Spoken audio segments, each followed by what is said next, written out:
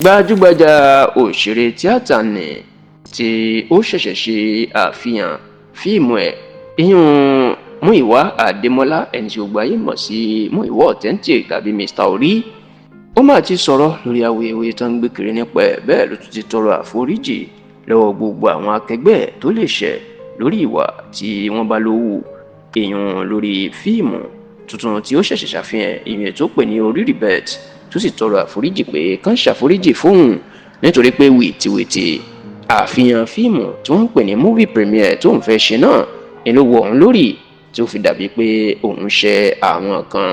Fún gbogbo àwọn tó bá ti dàgbà díẹ̀ ní nǹkan bíi ọdún 15 sí ọdún 17 sẹ́yìn òun ni Múyìwá Adémọ́lá ló gbé fíìmù kan jáde tó pè ní Orí. Fíìmù ọ̀hún sì mì gbogbo ilẹ̀ Yorùbá títì débi pé ó tà gidi kọjá sísọ. Kódà a lè sọ pé fíìmù náà ló fún Múyìwá Adémọ́lá lókìkí kọjá sísọ. Òun ló sì jẹ́ kí ìràwọ̀ ẹ̀ kí òkú ẹ̀ àti òkìkí ẹ̀ kó tàn ní agboolé tíátà ilẹ̀ Yorùbá. Látìgbà náà sí ní òkìkí Múyìwá ọmọ Adémọ́lá ló ti ń lọ sókè tí ò wálẹ̀.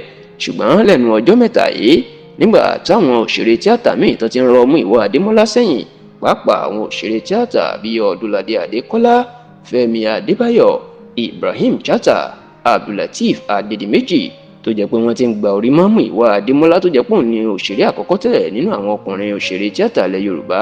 Òun ni Múyìwá Adémọ́lá ló tún tú èrò ara ẹ̀ pa wípé kóun tún gbé ọ̀rọ̀ gba ibòmíì nítorí pé ẹni tó bá sùn kò lè sùn àti pé ẹni tí ó sùn ló lè sùn síwájú. Òun ni Múyìwá Adémọ́lá ló fi rò yí pé fíìmù Orí tó gbé òun jáde lọ́dún pọ̀ ọdún sẹ́yìn kóun tún ṣe àyípadà sí ilé ló fi pé fíìmù tuntun tó fẹ́ gbé jáde ní Orí Rebirth ìyún àtúnbí Orí ìyún pé òun fẹ́ ṣe fíìmù Orí tuntun lérò pé fíìmù náà yóò tún tà káàkiri. Inú ọ̀sẹ̀ tó kọjá ìní Múyìwá Adémọ́lá ló ṣàfihàn fíìmù Orí Rebirth ẹ̀ láti jẹ́ kí gbogbo ayé mọ̀ wípé fíìmù náà yóò gorí àtẹ o àwọn èèyàn yóò máa rí wò. Bẹ́ẹ̀ lọ́pọ̀ àwọn gbajúgbajà òṣèré tíátà káàkiri Nàìjíríà káàkiri ilẹ̀ Yorùbá náà jáde láti yẹ Múyìwá Adémọ́lá sí. Ṣùgbọ́n nígbà tí ó ń sọ̀rọ̀ níṣe lórí awuyewuye tó ń gbàgbóró pé àwọn gbajúmọ̀ òṣèré kan wà tí Múyìwá Adémọ́lá ò pè síbi àfihàn fíìmù ẹ̀ tó sì nínú ń bí àwọn èèyàn gidigidi tí wọ́n ń pè é ní ọ̀dàlẹ̀ nítorí pé àwọn dúró tì. Ṣùgbọ́n nígbà tó fẹ́ máa pe àwọn èèyàn kò pe àwọn sí òdèrè náà. Eléyìí ló máa jẹ́ kí Múyìwá Adémọ́lá kó padà sọ̀rọ̀ lórí ẹ̀ tó sì gba orí ẹ̀rọ ayélujára lọ láti lọ tọrọ àforíjì. Nínú ọ̀rọ̀ tó gbé sórí ẹ̀rọ ayélujára ti tẹlifíṣàn Yorùbá Tòótọ́ Rí, Múyìwá Adémọ́lá tọrọ àforíjì lọ́wọ́ gbogbo àwọn tí ló ń bí tí ọ̀rọ̀ náà lè dùn. Ó ní kán má bínú, olómi ló pọ̀ jọkà lọ.